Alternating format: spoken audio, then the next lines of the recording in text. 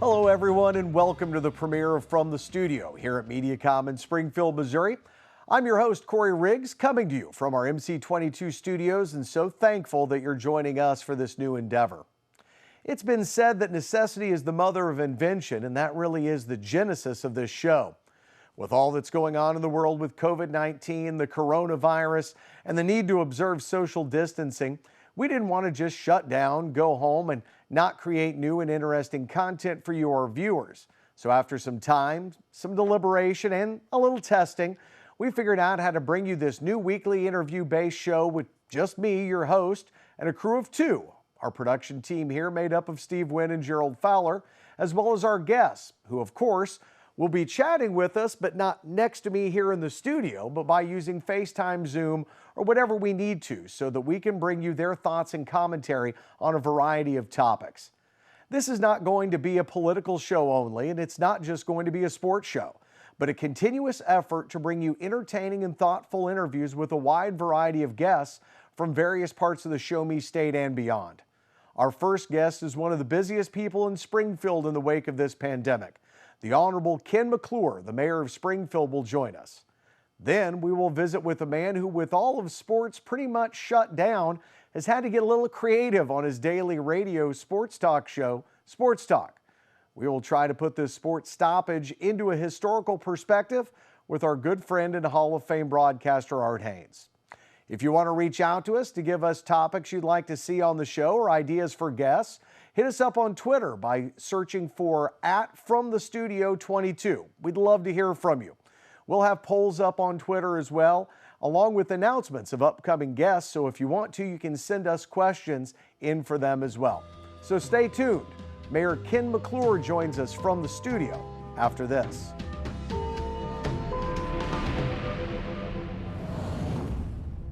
There are everyday actions to help prevent the spread of respiratory diseases. Wash your hands. Avoid close contact with people who are sick. Avoid touching your eyes, nose, and mouth. Stay home when you are sick. Cover your cough or sneeze.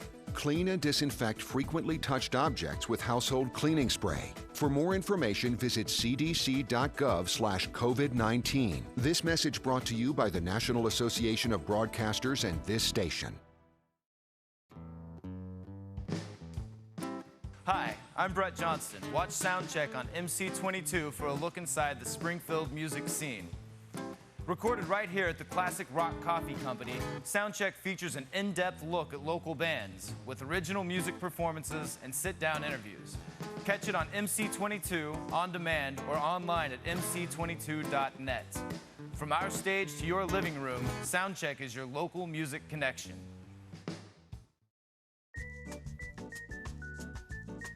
Hi, I'm Judy Ballou, your host for Dishing It Up. I invite you to join me every week as we watch some of the Ozarks' favorite chefs come into the demonstration kitchen at Metro Appliances and More and prepare some of their favorite dishes. This is fun for TV. You do sweet and savory together all the time. Yeah. Oh my gosh, that's fabulous. Yeah. Watch Dishing It Up on channel 722 in high definition.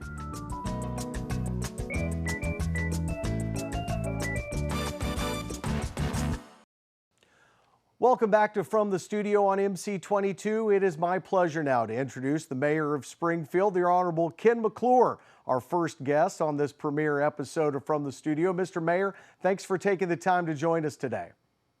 Thank you. It's my privilege, and I thank you for doing this. Well, we are doing well. How are you? How are things going in the city office right now for you all? I'm sure there is a lack of sleep that is probably a epidemic as well across the city with all the city employees. We have a lot of people spending a lot of time on this. It's the job. It goes with the territory, but at the same time, there's that commitment to public service. I'm doing fine. I'm tired. Every time I get home at night, I sit down and promptly fall asleep. But you do what you have to do. I'm so proud of the city staff and the leadership that we have because they truly are committed public service. Mr. Mayor, under normal circumstances, you'll see stories out of your office that at times the Office of Emergency Management will have tornado drills. There's been active shooter drills. Has there ever been anything in your years of public service training wise, that could have helped prepare you and the other city officials for something like the COVID-19 pandemic? Well, I've been involved in a lot of training exercises for natural disasters, other types of events, specifically relating to pandemic. We've not done that. And what I'm learning, though, is that the skill sets that you learn from the others exercises are what really apply right now. My years on the Public Service Commission in Jefferson City, where we regulated all of the state's investor-owned utilities, you talked about different types of disasters. We went through exercises there. Similarly, at city utilities, we did that as well during my time there. I was chief of staff for Governor Blunt when the Katrina hurricane hit, and my first reaction was, that's too bad. I'm sorry for those people in Louisiana, but I did not realize the extent to which it was going to impact Missouri. And I spent literally 3 weeks trying to find locations for people coming out of Louisiana. We had the Tom Sauk Dam overflow in southeast Missouri that impacted that area tremendously. And then, of course, we had the ice storm here. Skill sets learned on all of that really pay dividends right now. Missouri State, while I was there, we had yearly tabletop exercises, taking one situation or another. Now, we did not do pandemics specifically, although there were times when we talked about what was coming up. For example, the H1N1 concern that we had a few years ago certainly did not rise to this magnitude, but there was a lot of university time and resources. So my point is, the skills you learn over a period of time are what you put into place right now. Mr. Mayor, I think there's still a lot of confusion for some folks in and around the city as far as the stay-at-home order that was enacted last week. How do you best explain kind of what the expectations or the hopes are for that order? Well, I try to get it down to its most simple terms, and that is stay at home unless you need to be out. There are essential services. You recognize that there are going to be people that need to work. There are going to be people that need to go to the grocery store, get essential supplies, but try to keep those trips to an absolute minimum. And when you can stay at home, do so. That's the best thing we do. So try not to get too complicated on it. It's basically don't get out unless you absolutely need to. And then that stay-at-home order is scheduled to close on April 24th. Is there any inklings right now, or is there anything in the language in that that will allow you to extend it if necessary? The mayor's authority granted under city code allows for a proclamation of civil emergency to go up to 30 days unless it is renewed or revoked. So the April 24 date was chosen because that was 30 days after March 26.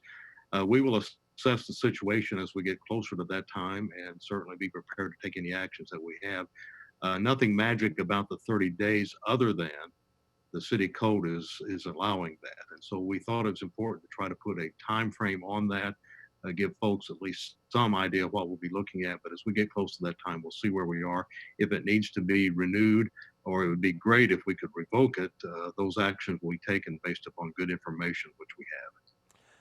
Mr. Mayor, how did you and the group at the city come up with the list of essential businesses and requirements? There seemed to be some people that think maybe they have a business that was essential, and when they read through the list of rules, kind of get a little bit turned around. But I've sat down and read the document. It looks fairly clear-cut to me, and it was what's defined as essential or non-essential business to stay open in Springfield at this time. We used a variety of resources to try to come up with what would be an essential business and an essential business activity. I really wanted to single out the city manager, Jason Gage, and our city attorney, Rhonda Luzader, for their work in trying to put this together in as fair a manner as possible. We used a variety of sources. The Department of Homeland Security, for example, issued guidance. We had other cities in the state, Kansas City and St. Louis, that were doing similar type orders, as well as other states. So we tried to take that information and then apply it to the Springfield specific situation.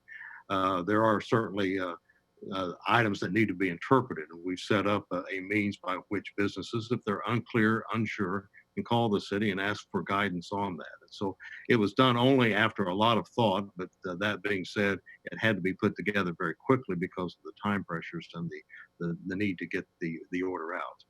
You spoke of other officials in the city that were working on this with you. Obviously, Clay Goddard and everyone at the Springfield-Greene County Health Department are working around the clock as you are. What can you say about the work that they have done here in the first few days of the stay-at-home order and what they're doing to help protect the citizens of Springfield? I cannot say enough positive about the Springfield-Greene County Health Department. First, it is Springfield-Greene County, and it's just another example of where the city and the county work together hand in hand on this.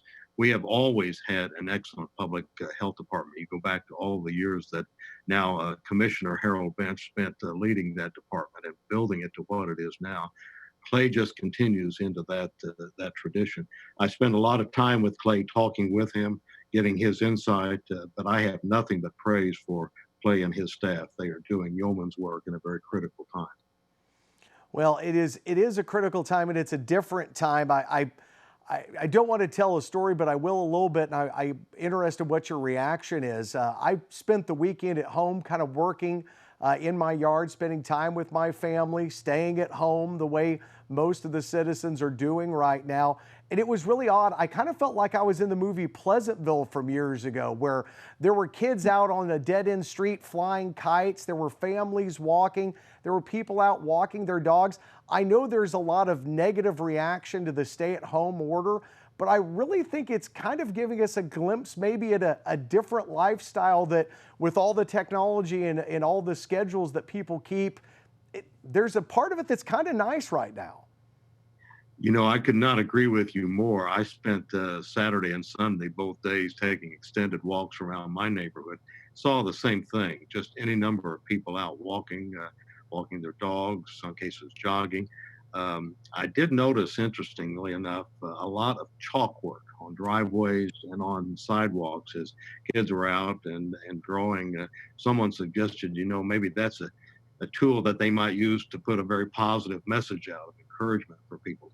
I ran into one couple. They were on the other side of the street. They were sitting in lawn chairs on their driveway, and their kids were out playing in the driveway. And the man waved to me and said, "Hi, Mayor. We're all family, so we're okay here." But it was interesting just to see that. And that's, you know, in a very, very difficult situation. I do sense that the community is reaching out to help our folks, our neighbors that may be in need, but also just to say hello.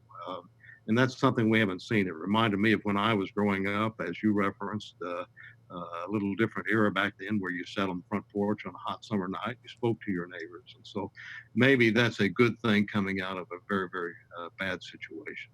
Mr. Mayor, one final question. If people still have questions about what the city's doing, the stay-at-home order, where is the best place they can go to get that explained to them and see what sort of resources are being utilized right now?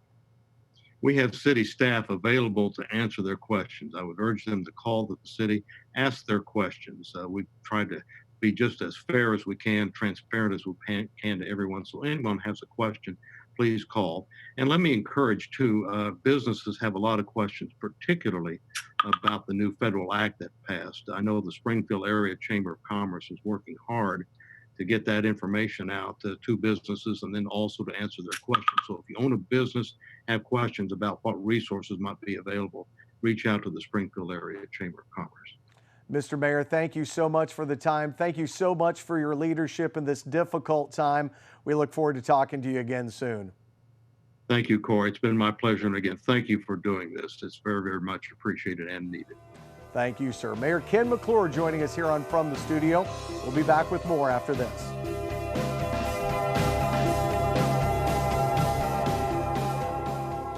Hi, I'm Lieutenant Governor Mike Kehoe. It's an honor to advocate for Missouri's seniors and veterans, those who have been contributing to our state and nation for generations. Generally, people are good and can be trusted, but in challenging times, some will try to take advantage of our most vulnerable, including seniors and veterans. If you're suspicious, contact our office, ltgov.mo.gov, or Attorney General Eric Schmidt, ago.mo.gov. Join me in protecting those who have helped make our state great.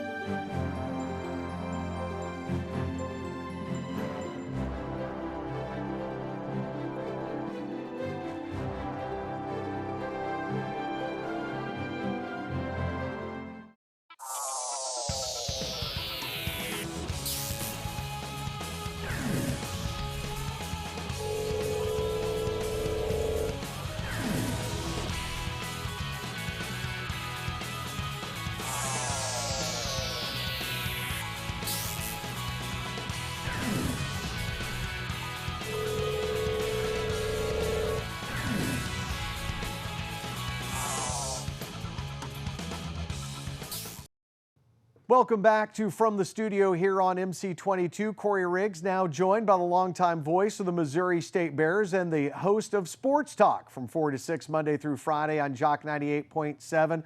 The Hall of Famer Art Haynes. Arthur, how are you doing, sir? Corey, doing great. Good to see that you are as well, and hope everybody's keeping safe. How is quarantine life treating you, the family, and the dogs? Well, very unique, like everybody else. We're doing sports talk every day from the end of the kitchen table. Fortunately, there's just three of us. Our adult daughter has moved in with us here during the duration, so we've got three place settings and then the radio equipment down at one end, and trying to creatively fill 2 hours to talk about sports each day. Well, that's why I tried not to bite off more than I could chew. I thought I'd start with just 30 minutes, and between you and the mayor, I figured I could get there pretty quickly. Well, let me ask you first off, in the wake of everything that has gone on for the last couple of weeks with the coronavirus, with COVID-19, historically, when you look at the world of sports, there have been labor stoppages, there have been stoppages or disruptions for wartime. There's even been some natural disasters that have affected postseason play. But in your opinion, has there ever been anything that's going to be as wide sweeping in the history of sports as the coronavirus and what it has done just in the last 2 weeks across the globe? No, I think not. And you cited some examples. The 1989 San Francisco earthquake delayed the World Series a few days. 9/11, obviously, everything with a few exceptions was pushed back a week, and then we went on. You talked about labor stoppages, 81 in baseball, 94, no World Series because of labor problems. Football, short season in 82, replacements in 87. The NBA had only a partial season 1 year, but then did have the playoffs. So now Olympics have been canceled 3 times because of world wars. However, I mean, the Spanish flu is what a lot of people are hearkening back to now, and honestly didn't know that much about it before 1918-19. Many thousands of fatalities, but the World Series was played in 1918, and 1919, of course, was the Black Sox scandal. So that was a little bit before we had the NFL. But this is unprecedented in terms of the effect on sports and on everyday life. And the people for whom I feel worst are high school seniors, not necessarily athletes, but certainly athletes included, that are missing out on a lot of things that they can never get back in terms of the experiences of their senior years. Well, you bring up the high school athletes. The Missouri State High School Activities Association, in coordination with Missouri State University, your employer, as well as with Mercy Sports Medicine, worked tirelessly to get at least the first weekend of Show Me Showdown in. That means we had basketball state champions in Class 1, 2, and 3 were unable to go ahead and play the second weekend, which would have crowned the Class 4 and 5 boys and girls teams. But your heart definitely breaks for these high school kids that maybe got cheated out of a state championship run, and in the case of these spring athletes, may not get a season at all. Correct. And I would like to see, and I'm always one that looks for ways to do something rather than reasons why it can't be done. If we get through this, and we will eventually, but just a matter of timing, and if it's safe, say in June, to get back to some semblance of normal life, I'd like to see those spring sports played in the summer. And that would require decoupling them from actually being in school at the time. And there'd be all kinds of problems with it, I understand, but summer jobs, which that will take on a different flavor, I think, this year. But, I mean, people could still have jobs, and they play summer sports, they go to camps. I would like to see the spring sports preserved if at all possible. And I understand some people would be unable to do it, but I think for those that could, for the Willard team, for example, that's rated #1 in the state going into the season, which hasn't started yet, I think most of them would jump at the chance to play their high school senior season, even if it was in June and July. I agree. Even if it was a shortened season, just something and an opportunity to give these kids some closure. Let's shift from the high school athletes to the college athletes now. The NCAA has kind of gone into uncharted territory as well. We watched them close down March Madness, the spring sports championships all called off. Everything has been called off at the collegiate level, and now they want to grant all spring athletes, not just seniors, an extra year of eligibility, which I think across the board, most people will agree that that seems like the right thing to do for these young men and women.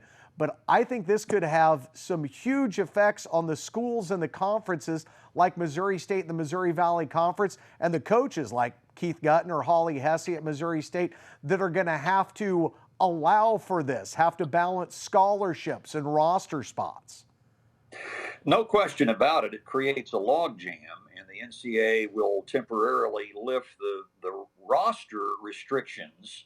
I mean, there really are no roster restrictions. There are scholarship restrictions, and that will have to be lifted. But the thing is, who's going to pay for it? And we're in a situation where there's going to be a lot less revenue all across the NCAA because of not having the Division I men's basketball tournament this year. Enrollment is going to be stressed. It already was. This will probably cause more of that, even if things are back to somewhat normal in the fall. So you got less money coming in and theoretically more money going out to accommodate these additional athletes who are going to be around for additional years. So I think it's going to be on a school by school basis how they handle it in terms of, well, you can come back, but you're on your own to pay your own way. And many of them will have graduated and would then be in graduate school. There are a lot of ways in the education industry, particularly in private schools, but state assisted as well, to cobble together financial aid based on the circumstances and academics and so on. But those people and coaches are going to have to be even more creative to allow for the expenses of these athletes that are still going to be around while the new ones are on their way in the door. Art, one final question. We've talked about high school sports. We've talked about college sports. You've been a part of the Kansas City Chiefs broadcast now since 2008. They are going into kind of uncharted waters as well, getting ready for a draft that NFL Commissioner Roger Goodell is not going to put back. They're not going to allow the teams to be in their facilities together. What sort of effects do you think this is going to have on the draft? And is this going to be maybe kind of a top-heavy draft where you really only know on that first-round pick and everything after that's just kind of guesswork? Well, I think no. I think the personnel people know what they need to know about the athletes that will be drafted. There is no reason that the draft has to be, it's fun to be a big spectacle in Las Vegas or New York or Philadelphia or in a couple of years in Kansas City, but it can be done remotely like we're doing, a virtual interview. You have the technology to take care of what you need to do from a transactional basis with the draft. So no, I think the draft will be fine. It will just look differently, but I think it'll be fine. And as for the Chiefs, famously yesterday, the word came out that they have $177 with which to work under the salary cap, by far the least amount of money of any team. But, they went for it. They put all their chips on the table. They won the Super Bowl this past February. They're going to be just fine. They will create some cap space. They just doesn't have as much as many other teams. But as long as they got Patrick Mahomes and Travis Kelce and Tyreek Hill and Tyrann Mathieu on Thornhill, some of the others, I think they're going to be just fine. Well, I think we're going to be just fine, too. We will continue to listen to you from 4 to 6 on Jock 98.7 every day. Is it interesting coming up with sports content when there's not a lot of sports going on to talk about? Yeah, it really is. I'm each day I'm filling slots, and we do this to an extent anyway. But the one positive thing is that people can't really use the excuse that I'm too busy. Yeah. So if you can run them down, probably they've got 10 minutes in their schedule, and we're keeping them a little bit longer these days because we're in need of content, and I think it's keeping somewhat of a routine for me and hopefully for the listeners that at least for that 2 hours a day and the 2 hours in the morning show too, there's going to be something on there to listen to, and hopefully we'll keep it somewhat interesting. Well, we appreciate you giving us 10 minutes of your time there from the Haynes household, and we'll look forward to seeing you back in a press box somewhere here before too long. We'll hope that's the case. Corey, stay well. You too. Thank you. Art Haynes joining us here on From the Studio. We'll be back to wrap things up after this.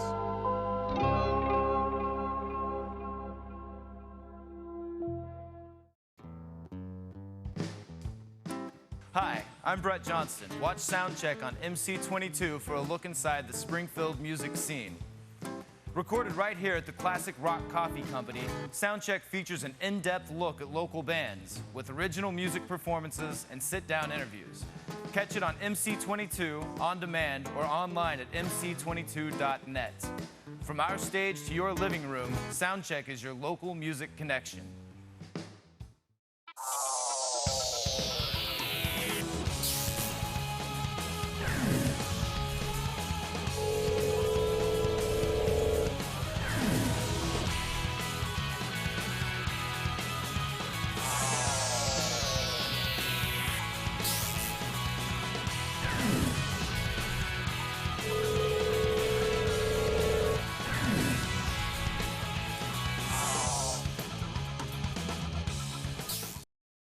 There are everyday actions to help prevent the spread of respiratory diseases. Wash your hands. Avoid close contact with people who are sick. Avoid touching your eyes, nose, and mouth. Stay home when you are sick. Cover your cough or sneeze. Clean and disinfect frequently touched objects with household cleaning spray. For more information, visit cdc.gov/COVID-19. This message brought to you by the National Association of Broadcasters and this station. Well, we're just at the end of our first episode of From the Studio, and at the end of each show, we're going to do our best to be interactive with you, the viewers, by using Twitter and other platforms. For now, you can follow this show on Twitter at FromTheStudio22, or you can give me a follow at Corey Riggs TV. Please feel free to send us questions, guest or topic ideas, take part in our online polls, and more. We'll put our first poll up this week, and we'll start with a question about the direction of the show by asking you, what kind of guests would you like to see on this show? You can pick from one of 4 categories, either government, political, sports, entertainment, human interest, or something else. We'll try and share the results with you next week. A big thank you goes out to both the mayor of Springfield, Mr. Ken McClure, and to the one and only Art Haynes for joining us on our maiden voyage here. Until next time, for our socially distanced crew, I'm Corey Riggs saying so long from the studio.